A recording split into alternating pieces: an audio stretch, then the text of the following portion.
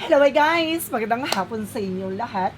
I am Chin Rodriguez, Mama sa Channel, a faith leader, also a tarot reader. So ngayong hapon na to, tignan natin ano kayo sabihin ng ating mga gabay. So this is an urgent pasilip na para kay Mima Alicia. So once again, ito ay pawang gabay lamang no, upang masilip yung mga bagay na posible nangyari sa nakaraan na maaaring magsilbing gabay sa kasalukuyan. So guys, ito ay pawang gabay lamang. No? Uulitin ko, no, gabay lamang po ito. Pwedeng mangyari o pwedeng hindi mangyari, pwedeng nangyari at pwedeng hindi nangyari.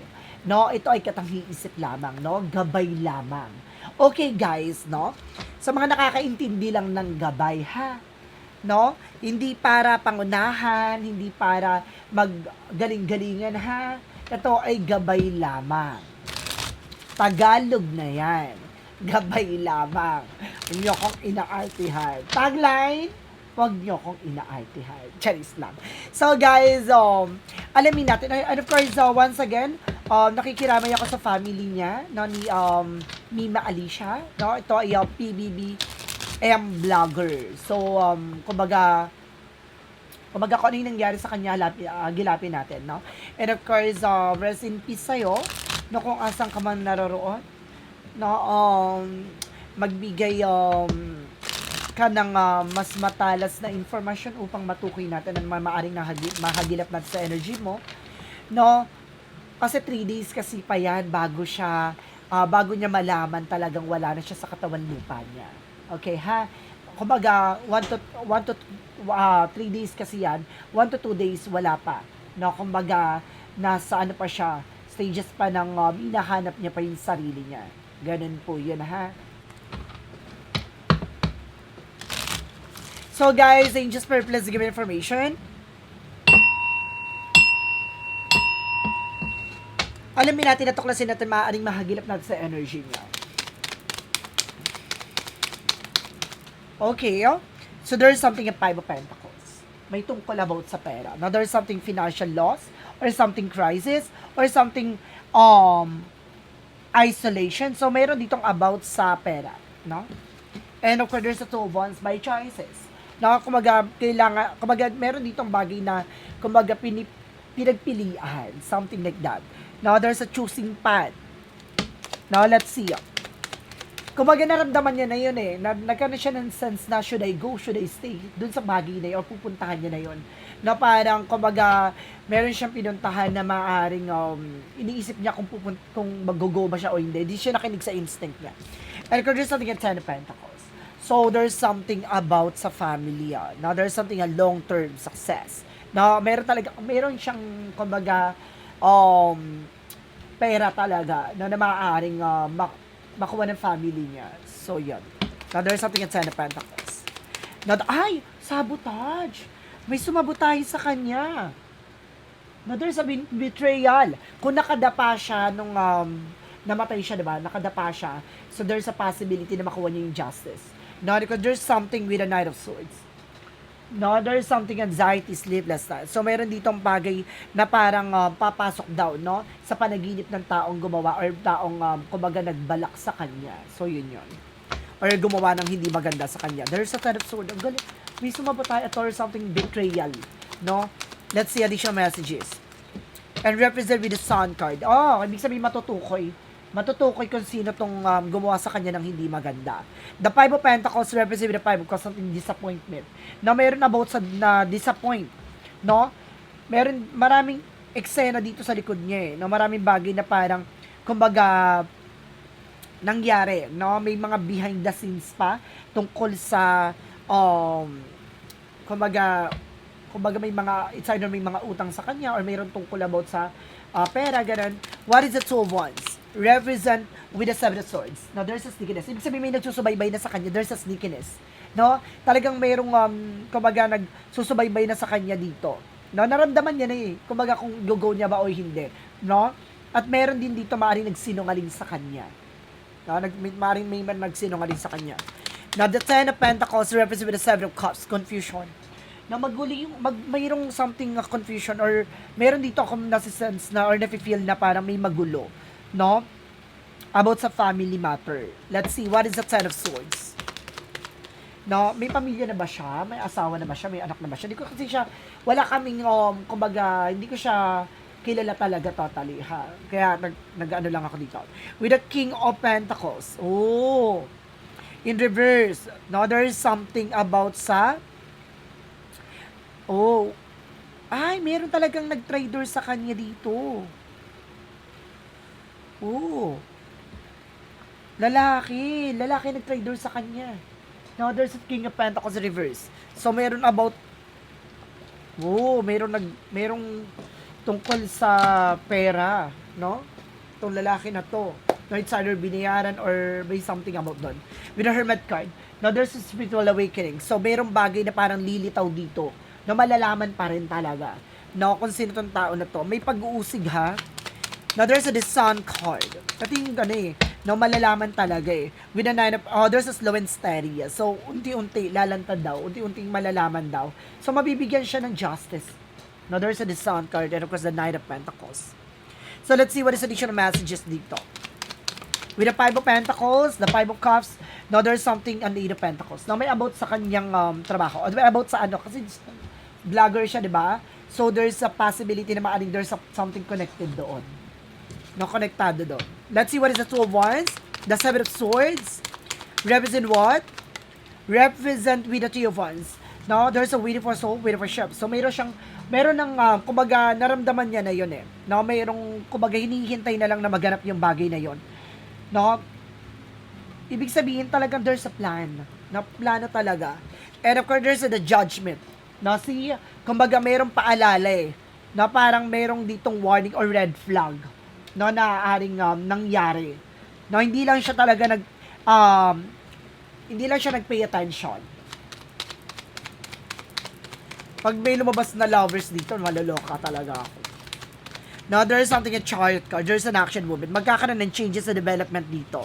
So, magkakaroon talaga ng, kumbaga, pagkilos at paggalaw na malalaman kung sino tong lalaki na trumaydor sa kanya. Now, there's something at temperance in reverse. There's an imbalance. No, talagang meron distractions dito. So, merong bagay na parang, kumbaga gustong i-distract or parang gustong sirain yung situations or something. Na parang guluhin yung eksena. What is the Sun card? Because the Knight of Pentacles.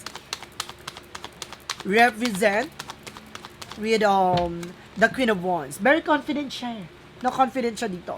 And the Ace of Pentacles, there's something a big shot and big money coming in. So, meron about sa pera talaga dito, no? Kumbaga, meron ditong disappointment. Oo. So, parang merong, may pag-o-offer sa kanya ng pera pero yung tinanggihan niya. Something like that. No? Additional messages. And there's a Three of Pentacles. Ay, may mga nakahalubilo siya.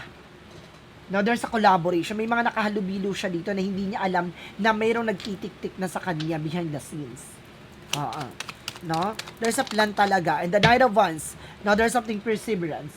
No, kumbaga meron ditong about sa parang pinagtsatsagaan, ganon, or parang merong bagay na parang, kumbaga, gustong may sakatuparan, no, gustong mag-succeed dito. Talagang ano eh, no, meron ako na sense dito sa side ng family, no, na merong eksena, no, may something issue. And of course, there's a tower moment. Now, there's some major changes. Kung may anak na to, may asawa na to, or dating karelasyon, there's a possibility that there's something connected doon. With the tower moment, there's some major changes. Now, meron talagang chaos, no, disaster. Talagang balak na, ano yun siya talaga. Nakita niyo yan, no? Nakatumba, tao yung nakadapa, no, na maraming sword. Ibig sabihin dito, traitor talaga. May traitor sa kanya, na para pabagsakin or talagang sirain siya dito. May nagko-control, lalaki. With the King of Wands. Oh, galit na galit. Oh, there's something galit na galit ng lalaki na to. May lalaking galit na galit sa kanya. Galit na galit sa kanya. Let's see additional messages. Now, there's something at Two Pentacles. Okay, there's a struggling. So, meron ditong parang nag-i-struggle siya ngayon. Meron siyang pinagdadaanan as of now. So, may mga circumstances dito na parang, kumbaga may mga nakasama siya at nakahalubilo siya na hindi niya alam na itong tao na to ay maaring merong hidden intention. Something like that. So, let's see. Additional messages. no? About naman sa kanyang situations, no? Kumbaga, makukuha man niya ba yung justice? Makukuha niya ba yung hustisya? Ay, there's a Ten of Wands in reverse, no? There's a release, there's a freedom, makakalaya siya dito, ibig sabihin makukuha niya. Now, there's a Ten of Wands in reverse, no? And there's a Five of Wands in reverse, end of conflict. So, kumbaga, makukuha agad yung justice sa kanya. Mayroong mga cooperation mayroong mga makikipag-offer ito, mayroong mga parang magbibigay ng details or information about doon. And of course, there's an Eight of Swords in reverse. Diba? May pag-release Talagang merong pag-alis Puro reverse, guys, Itong puro negative energy, itong puro negative na reading na to, puro puro reverse. Pag-upgrade kasi, more on complication, more on burden, no? More on a toxic situations, no? Parang sinasabi dito na makikilala to, no? Kung sino tong tao na to dahil lamang nakakasalamuhan niya at nakasama niya tong tao na to, no? Parang malapit siya agad matumbok. Now, there's a Seven of Pentacles. Now, there's a consequences. Merong consequences no? Let's see additional messages. There's a Nine of Pentacles and the Strength card. So, kailangan lakad-lakasan ng loob lang. Maging matapang lang. No, dahil makukuha talaga yung justice. There's a reward effort. So, makukuha yung, kumbaga yung, talaga, no, station about sa kanya dito. So, let's see. Alamin naman natin, no, kung about ba sa politics or about ba sa yung eksena. So, kasi vlogger siya, di ba? So, mayroon bang mga hidden agenda or something, hidden issue sa likod nito? Alamin natin. Ay, there's a demonic, there's a devil card. May lalaki. Talaga, no, may lalaki talaga dito, King of Cups, and there's a devil card. Obsessed. O, ibig sabihin dito, mayroong talagang galit, talagang parang, may about sa relationship, no? Mayroong about sa relationship na problem dito, no? There's a devil card. Mayroong may hidden agenda dito about sa sa relationship, something like that. And there's an Empress card. There's a new beginning. So, kumbaga meron about sa relationship Hindi ko siya matumbok ng bongga kasi may demonic It's either obsession or something, an evil plan or evil, talagang masama yung balak, no? Sa kanya dito. Lalaki yung Gusto ko malaman,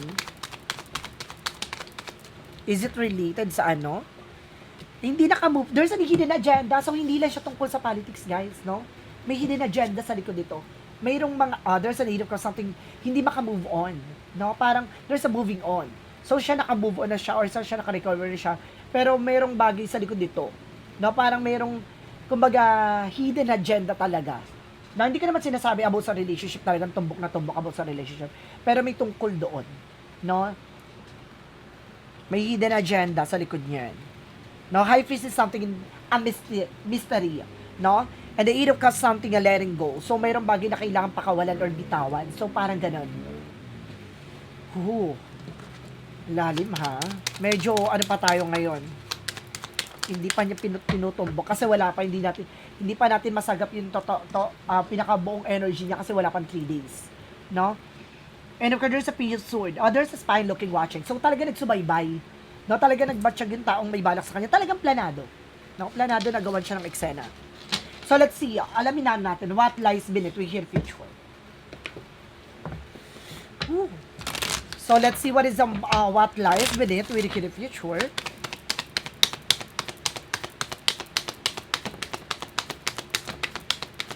Putting a show. So parang meron dito about sa napahiya. So the putting a show na parang napahiya, parang inilagay dun sa eksena na yon, no? Parang fighting you what you love. So mayroong about sa relationship, there's a battlefield. So mayroon tungkol sa relationship talaga. So, with the other side, meron daw dito about sa relationship na problema or eksena or issue, something like that, no? So, madam, maraming salamat for this wonderful reading. Mima Alicia, so, tawag dito, maraming salamat sa sa reading mo. And of course, sa susunod, i-reading ulit kita kasi wala pa namang 3 days para masagap natin ang buong energy mo. So, ito ay pasilip lang mo ng very light, no? And of course, don't forget not to like and subscribe my channel ni Hirko Shiba for more videos update.